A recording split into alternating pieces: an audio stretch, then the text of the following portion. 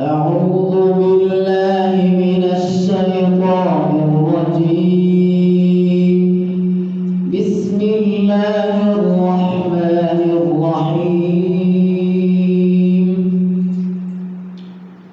يا أيها الذين آمنوا لا تكونوا كالذين آذوا موسى فبرأه الله مما قالوا وكان عند الله وجيها.